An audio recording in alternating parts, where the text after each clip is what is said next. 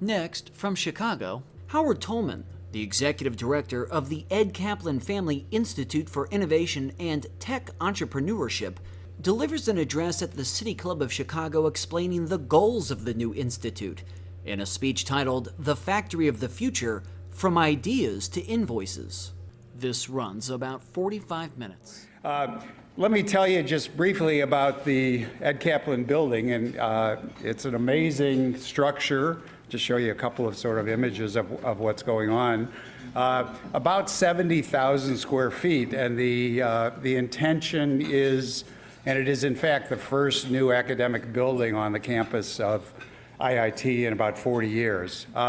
It opens officially on October 25th. We're pretty excited. It does look a little bit like it flies off of the earth, and we hope that that's a symbol of sort of our aspirations for it.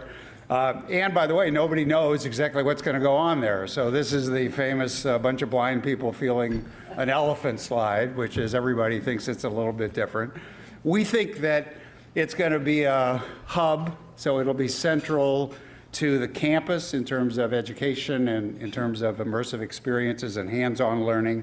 And also it'll extend to all the rest of the colleges at the school, and also to extend IIT's presence across the whole city. And the intention in calling it the Factory of the Future is to think of it as a machine and also a magnet. The machine is to help us turn ideas into invoices. And this has been something that has been important for the city for a very long time, and also to provide everything in between. And this thing about ideas is, and this is one of my favorite quotes. It's from the guy who founded Atari a million years ago, Nolan Bushnell.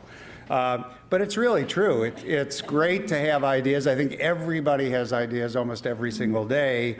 The trick is, how do you build a culture? How do you build a system and an environment where you turn those from dreams and imagination into real life, and then transformation, and do different things. So we see the Kaplan Institute as sort of a magnet, the cherry on top of this institution that's fairly new, about 127 years new. And the intention is to pull students and faculty and opportunities and everything you can imagine there. And one of the aspects of this that's important is, and we know this from the 500 companies and the 2,000 people a day at 1871, that nothing is the future forever, that time has a way of taking even the best institutions and sort of converting them over time. If you don't keep moving, if you don't change, you die in the world today. And what's important is to figure out, how do you manage these remarkable transitions, but at the same time acknowledge and appreciate what has come before, and how do you refresh those things, and how do you bring those things forward to combine the best of the past with the best of the future. And that's really sort of what we think the Kaplan Institute represents. IIT has always been sort of a one-stop shop. It's had great technical training, but also the whole idea of experiential learning has been really central to what's going on. This idea of hands-on, which today is really popular, but it wasn't so popular in the past. But in addition, what you find in Bronzeville and in the sort of surrounding community is a commitment as well to giving back to society and to connecting to society. So I say all the time that talk is cheap. But it's the actions, and it's getting started, and we have both our current provost and our new provost here, who already is complaining that I continue to harass him and he hasn't even started his job. So Peter, my apologies, but I don't think the emails will stop. The other thing, though, that you learn, and we learned this at Kendall, and you learn this in life, which is top-down is a great theory, but it's not how the world works. It really is important that you incorporate and you pull everybody into this world. And change is an interesting thing too in this time. People don't change because a lightning bolt strikes them or an apple hits them on the head. They change when they feel the pressure of what's going on around them. And honestly, the heat in education is on, and it couldn't be more pressing right now, that we look at education and we look at what are the tools, what is the future that we're going to have to create. And it's not easy. And we know that, there's a lot of anxiety sort of associated with it. But here's the truth. It's better to be a little nervous than it is to disappear. And for those of you who are following this conversation on your BlackBerries, you have my sympathy, to give you some idea. But let me explain a formulation that's a little closer to home and that I think is really interesting. And this is something that I don't think people realize. The music industry has been decimated. We understand that. It's been decimated because nobody is well, actually, a little vinyl is being sold again. But the idea was that vinyl just fell off a cliff. And yet, what is so interesting is that nobody stopped listening to music. So what happened to music? Well, what happened was that basically the consumption of these physical objects diminished, but access grew because people wanted to continue to listen to music. It was that essential to their lives. And it's the same with education. It's absolutely the same with education. And the trick is we better figure out what the new ways are that education is going to meet the needs of this new generation. Alternative ways of delivering what we do, digital ways, different locations, dispersed solutions. Because today in this world of lifetime learning, nobody owns the student, nobody owns the customer. You earn that right every single day because in the world we live in, what's so interesting is that the choices are unlimited. And loyalty and this idea of sunk cost and committed and signed up and stuff like that, we have a new definition. It's a little depressing, a definition of loyalty.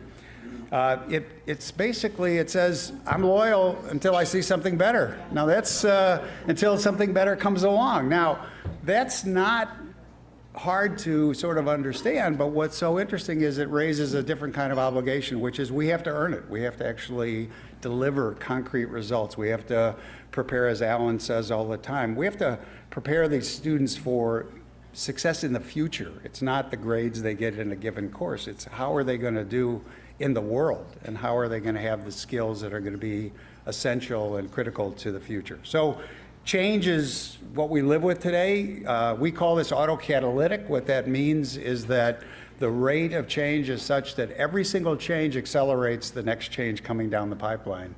And organizations today have to ask a slightly different question. It's not simply how responsive you are today, which is a question of velocity for the physics guys in the room, but it's a question of acceleration. How fast are you getting faster? And if you look around, if the rate of change outside of your environment is faster than your own, then you're headed in the wrong direction. And here's something to tell your kids, which is that today the rate of change is the slowest that it will be for the whole rest of our lives, the slowest.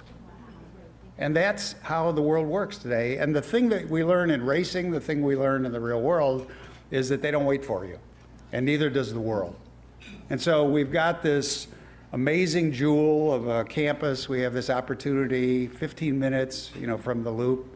And being there is a blessing and a curse. It's a blessing because of the enormous resources, and it's a curse because change is hard. And the fact that things worked for you so well in the past, what we know now is that you're going to have to also look at the future and say, how do I do things differently, and how do I change the world? And I know that this is a complex set of discussions. And yet, at the same time, I also know that basically nothing moves by itself unless it's headed in the wrong direction. So we didn't build a $40 million building. We didn't start this sort of new adventure to just be so what, And frankly, I take this very personally because it's okay to have a business that's just lousy, but it's not okay to do a mediocre job of educating people for the future because you're mortgaging their futures. And if you don't do a good job, then shame on you. And so I didn't say this was going to be easy. I don't think this is going to be easy. And we're signing up to do a lot of new and important and radically different things, but it is going to be something that I would say all day long is worth it. And it's a hard thing. It's not sort of a magical little thing. It's an every single day thing that you have to continue to move a little bit forward. It's a very incremental thing. But it's a little bit also because the world is spinning so quickly, like changing the engine on a car while it's racing around. And the other thing that you realize about the inevitability of this kind of change is you don't get to take a break. You don't get to say, I'll slow down for a while, because if you do, they just roll right over you. So a lot of us in every industry and every business face this same challenge, which is what we did for years and years isn't going to work. What we did in the recent past is not going to be meaningful going forward, because the future isn't going to be a little different. The future is going to be radically different, and we can see that. But it's interesting that when you see these new models, your brain sort of goes into a hyperspeed mode, and you can't unsee these things. And so when we present these visions of the future, we're signing up for those, because people can't say, oh, I prefer the old way of doing things, because those are gone.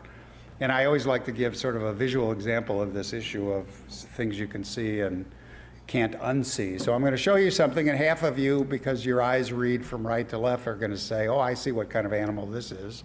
And the other half of you are going to say, oh, no, it's a completely different animal. And the truth is that once you've looked at this image, some of you are going to say it's a duck, and some are going to say it's a rabbit. But the fact is that going forward, you will see both for the rest of your lives, okay? So innovation is this idea that we look at things, we look at the way things have been done forever, and we see slightly different things. Amazon, a popular conversation around here. I love that in the earliest days of Amazon, Jeff Bezos was very, very innovative and sort of clever and sneaky in the same way. And Amazon's original business was selling books, and he had to buy these books from the big distributors, and the entire business model was, I'll buy them from the distributors and I'll sell them to people, which didn't seem like much of a business at the time. But what happened was that the distributors had a very peculiar requirement, which was that you had to buy 10 books. That was the minimum order. And of course, he didn't have the kind of volume in those early days where 10 books would be ordered of a single book. But he found out a very interesting thing, which was that the requirement was just that you had to order the books. You had to order 10 books at a time. So he looked through the entire catalog of all the books that were out there and found the least popular book in the history of mankind, which is about lichens of some kind. And for 2 years running, he ordered 10 books, 9 of which were the lichen book, and 1 was the book that he needed. And of course, they shipped it because it wasn't about paying for the books, it was about ordering the books. And so to this day, that book is still out of print. I want you to know Amazon still has it out there, but it's still out of print. So this thing about entrepreneurs is a perception thing. And one of the things that we know is that you don't change the past by doing it a little different. You change it by a new vision and sort of a new idea. And that's really what we think this is. So let me tell you a little bit about sort of what went into the process. First, why? Why did you build this thing? And I think it's pretty clear that when we see conversations around here, we need more scientists, we need more designers, we need more engineers than ever before. We need them to be entrepreneurial, we need them to be diverse, which is a challenge, and innovative. And then what we know for sure today is that you can't innovate in a vacuum, you can't innovate without being inclusive. And so part of this was to say, well, where's a resource, where's an opportunity that lets us really capitalize on those needs? A third of the venture-backed companies in the United States that went public in the last few years had at least one immigrant founder. Immigrants have started over half of what are known as in the tech industry as the unicorns, and immigrants make up about 15% of our population, but about 25% of our entrepreneurs. At IIT, about 26% of the incoming class are from underrepresented populations, about 32% are women, and more than 25% are first-generation college.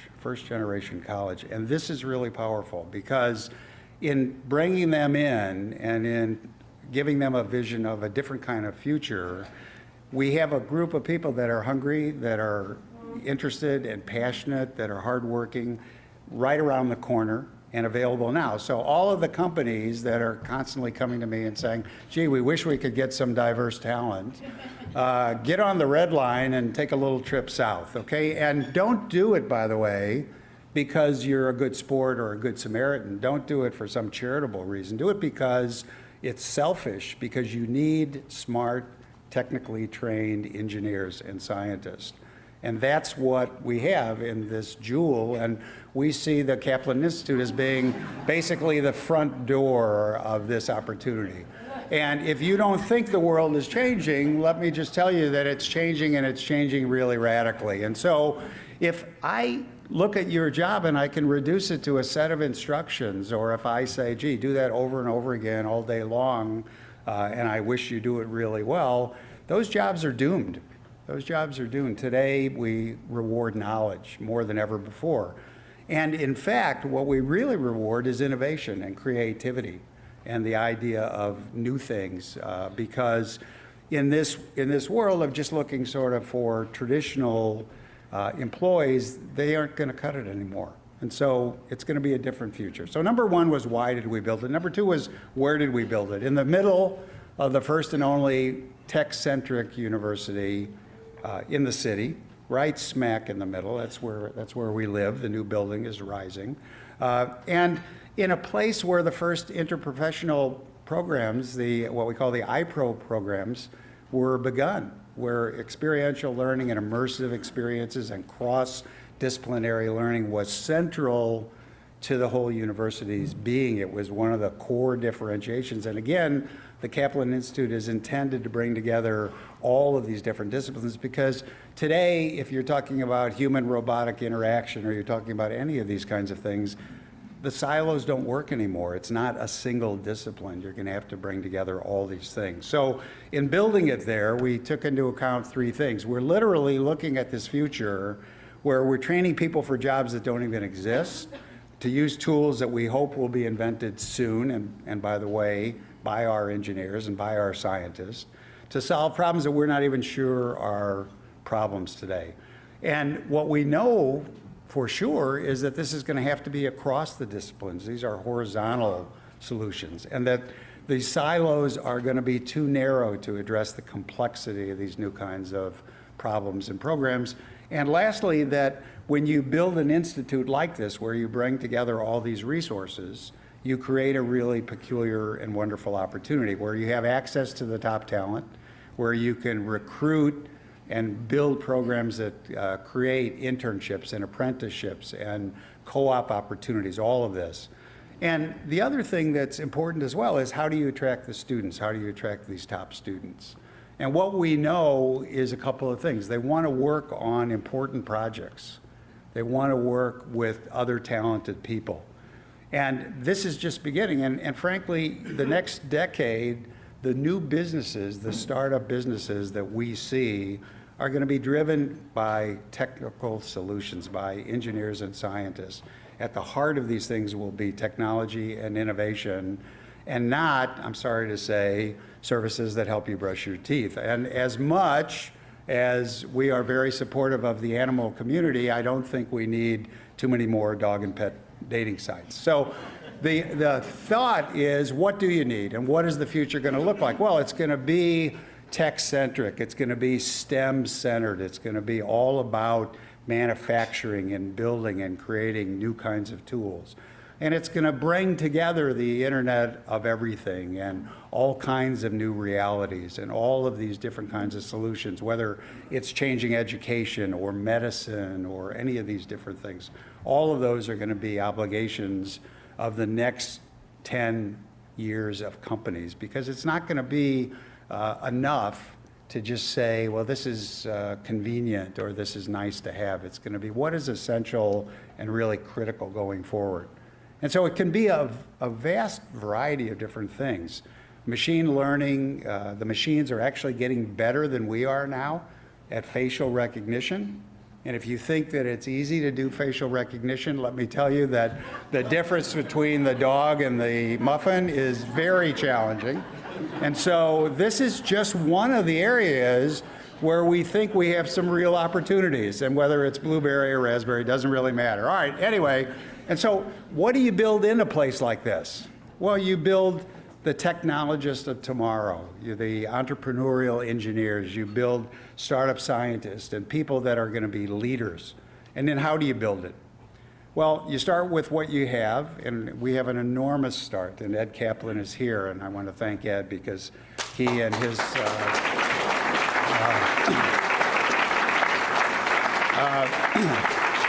and so first you start with what you have, and second you get started, it's important, and then you know that in this new world you're sort of jumping off and changing your parachute midway down, because we can't get all the details right. So what do you aim for? Well, you aim for a place that's inspirational and that's sort of aspirational as well. You build a team that is committed to hard work and that models this behavior. And honestly, innovation is great, but what underlies the innovation is hard work. And you bring together resources that have been there, people that have done these things and can provide real value. You focus on a few critical things. We know that we can't be all things to all people. I think that Confucius meant to say this. I'm not sure he really said it, but I thought it was cute. And then you build a culture, and this is central to this whole venture, because if you don't get the culture right, nothing else really matters. And it's about effort and sticking to it and being proud of what you're creating and understanding that not everything works out, but you fail forward and you learn how to do these things. And it's about excellence, but this idea of failure is really critical, because in our schools, in education today, by and large, failure is not a good thing. But if you look at the rest of the world, failure is the process that we get better in every single instance, whether it's sports, whether it's games, anything and everything, we get better by doing. And so the culture that we want to build, the culture that is so critical, is contagious. And it's really interesting, because when you bring people into an environment like this, a special environment, you change their behavior, and it's amazing how quickly they adopt the new way of behaving. And this is what we want them to take away. We want to make them into special people. And so you don't build these kinds of places with a rule book. You don't build them basically with a handbook, because it would be insufferably long. You build them because you say to people, this is what we expect of you.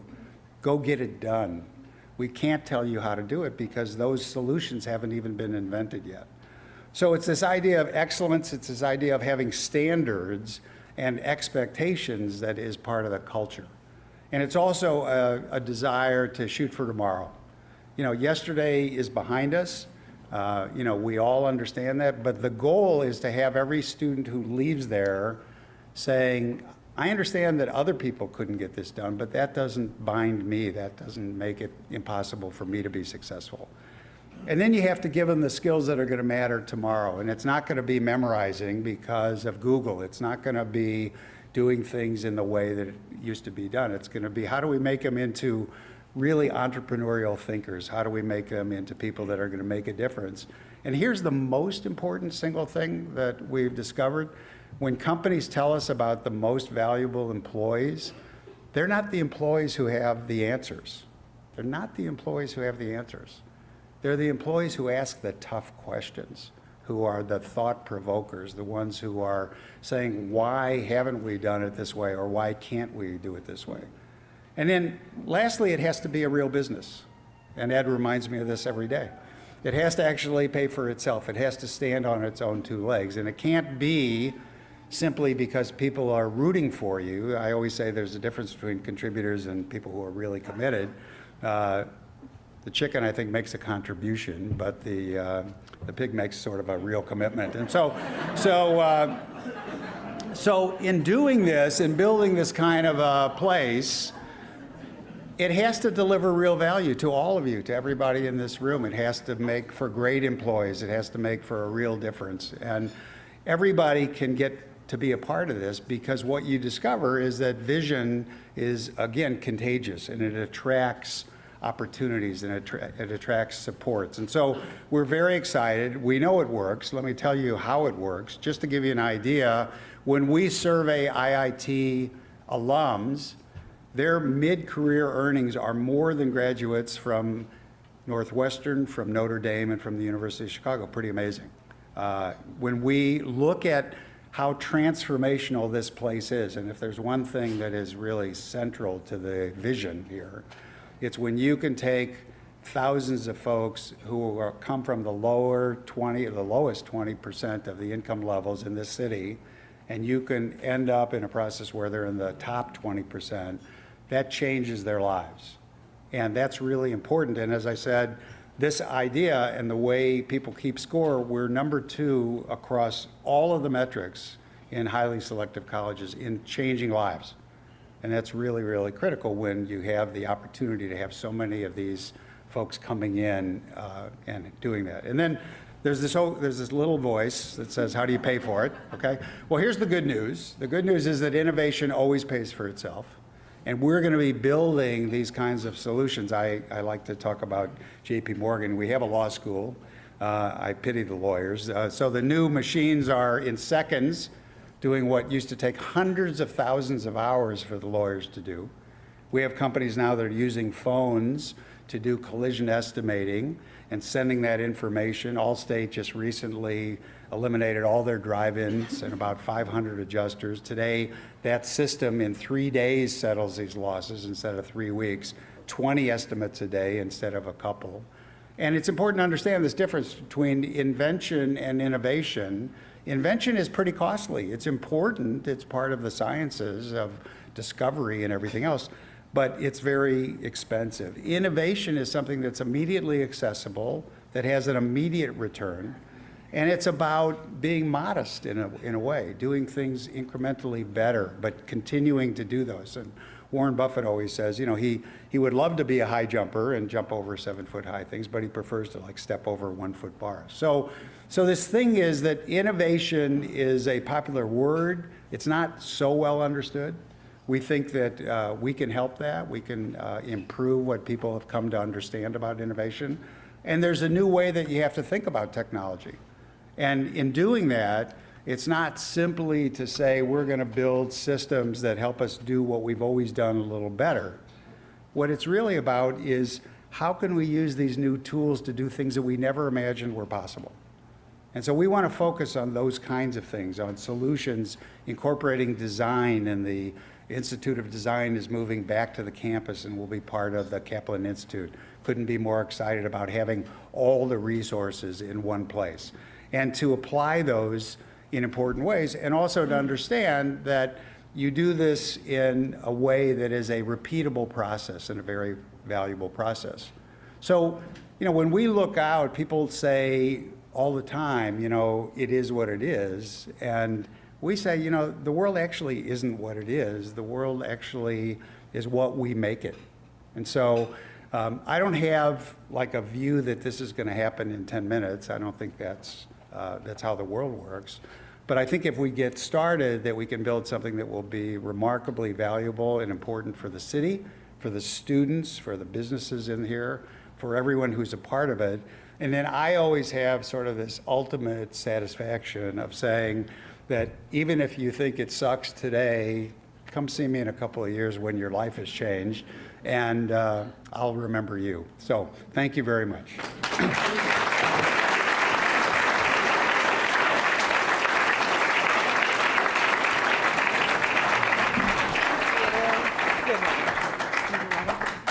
I'm good. Okay. Is this mine? Yep, that's yours. Okay, sure. Oh, to be in the mind of Howard Tullman. Can you imagine just for a day? I feel bad for the author, William Purvis, the Lycan guy.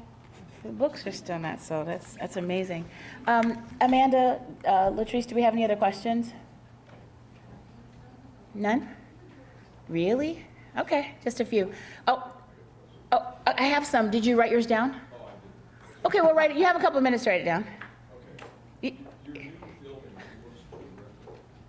What would you say are the unique parts of the design that's going to help support the mission? So I guess I'll repeat that question, which wasn't written down. for the video. So the question was, what are the unique elements of the building that will really be consistent with the mission? Well, first of all, there are virtually no walls. So there are enormous areas for project-based learning, for interdisciplinary work, for interactions. What you discover about change is the real change happens at the intersections, at the collisions. And so you want to engineer and build areas where these happy accidents occur, where you'll have people, because what we see all the time now is the technology jumps from industry to industry. The opportunities move so quickly. So we don't say that Uber is a better cab company. We say it's a different transportation solution, or that Tesla is not a car with a few chips. It's a computer on wheels. And watching industries, when you see something in retail that two weeks from now will be employed in healthcare, you discover that the bar continues to rise, that having proximity to all these different solutions is really critical, and the building is designed in that fashion. So, yeah. I did want to just take a moment just to recognize Mr. Kaplan. I think you should stand up.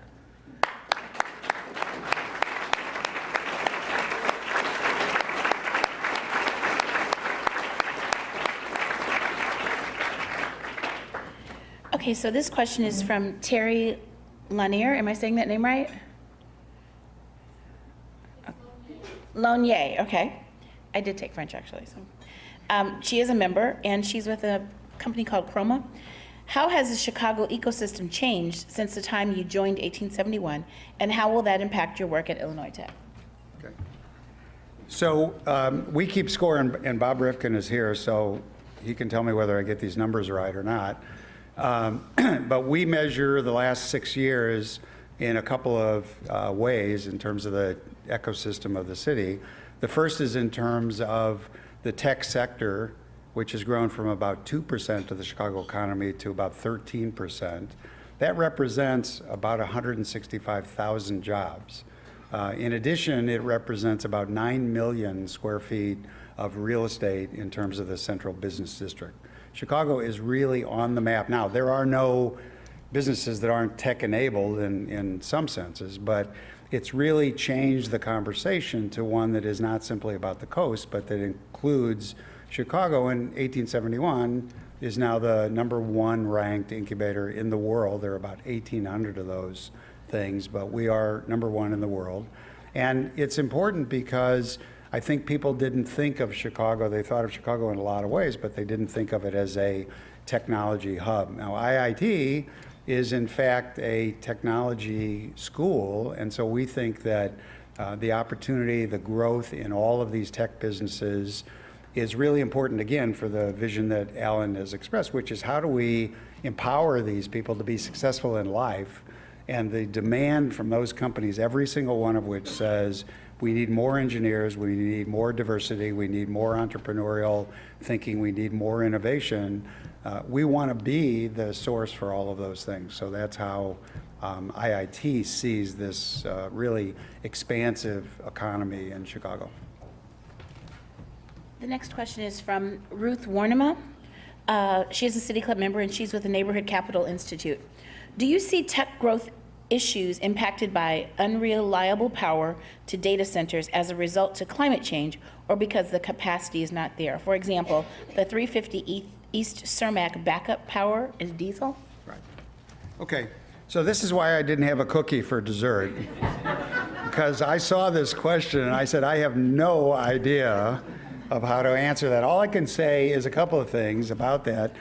Power is critical, reliable power, very critical. We generate some astonishing number in terms of solar power already on the campus. The Kaplan Institute is a flat roof. This is another opportunity to deploy solar.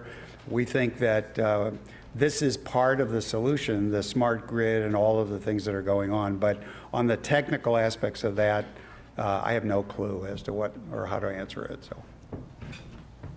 So the moderator may or may not have understood that question. Just saying.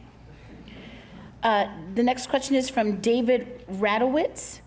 What are the factors that make a location favorable for a factory of the future? Is Chicago a more favorable location for the factories of the future than the surrounding suburbs or states? You kind of talked about that a little bit. Yeah.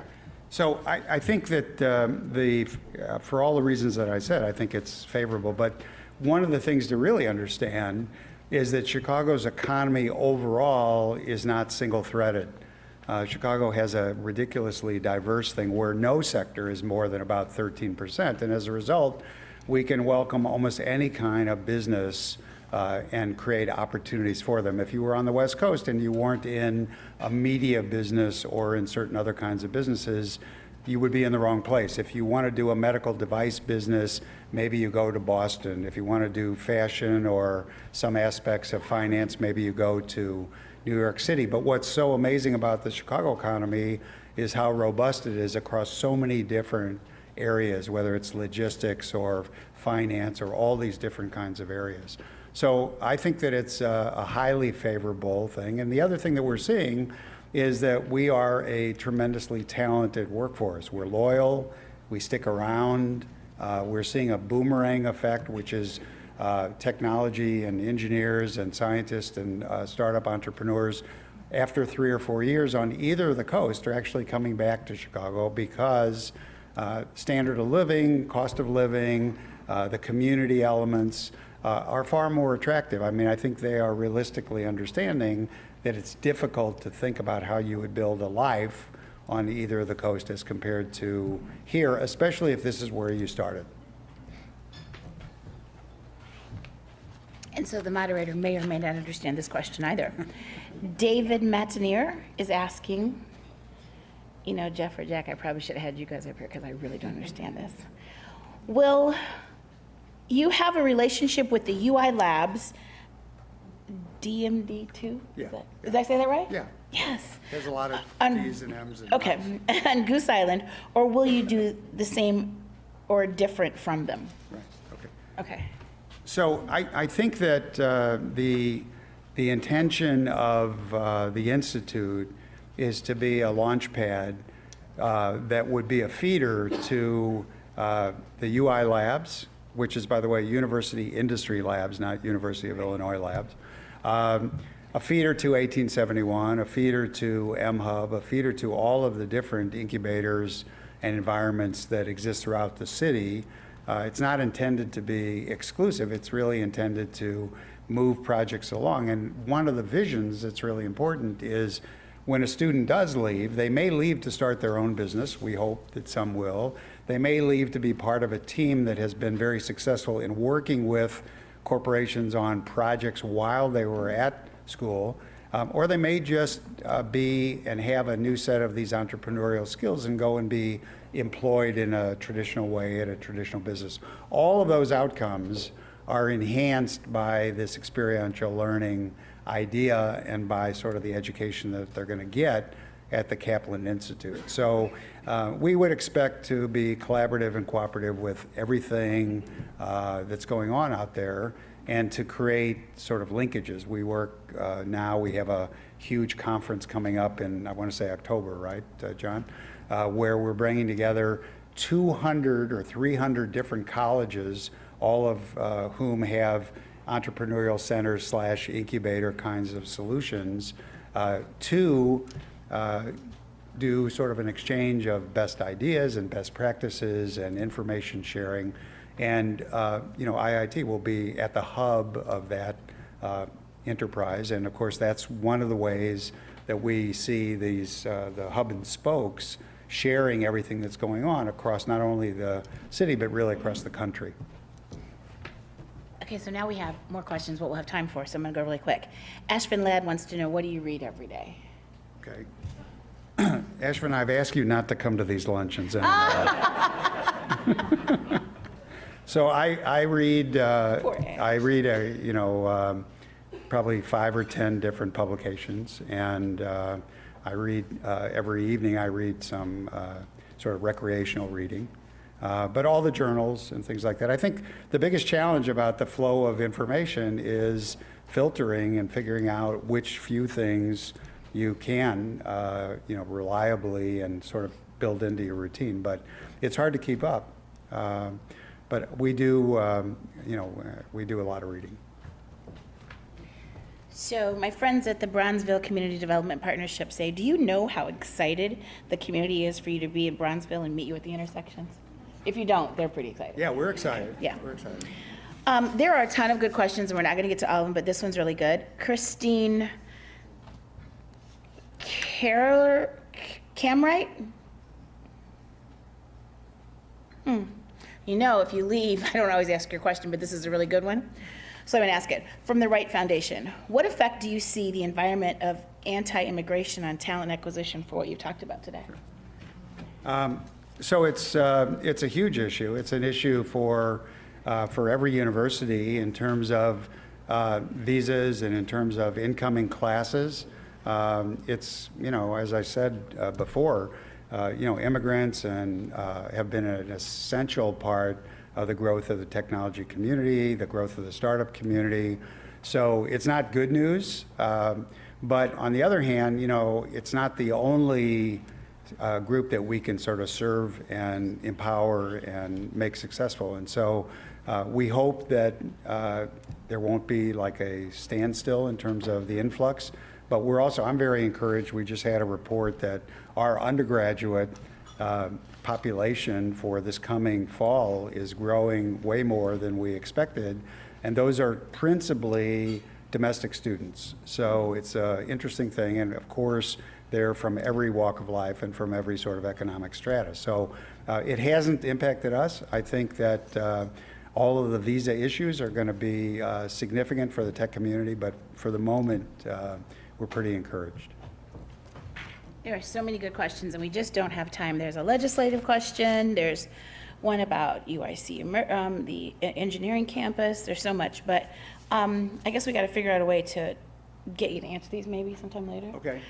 So the last one I'm going to ask is, well, let's see here.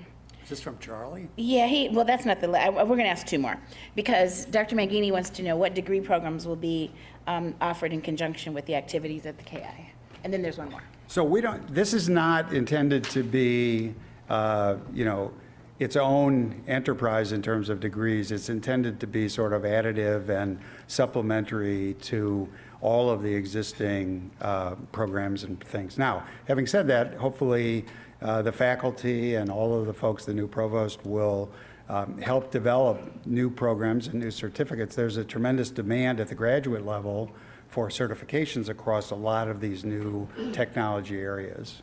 So, and I want to also say that the Vandercook School is immediately adjacent to our new Kaplan Center, and it has really attractive restrooms as compared to the little blue porta potties that are on our construction site. And so, Charlie, I'm forever in your debt. So we promise that no one will leave this room after you answer this question and tell anybody what you're going to say. Okay. And we promise that the live feed, we won't share this. But Sandy Stein wants to know, what are the chances of getting Amazon? So we continue to be very optimistic. We on the merits, we're the best place.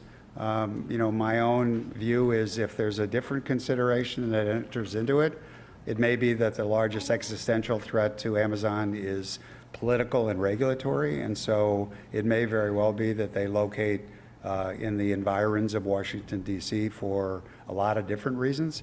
But on the merits, the choice should be Chicago.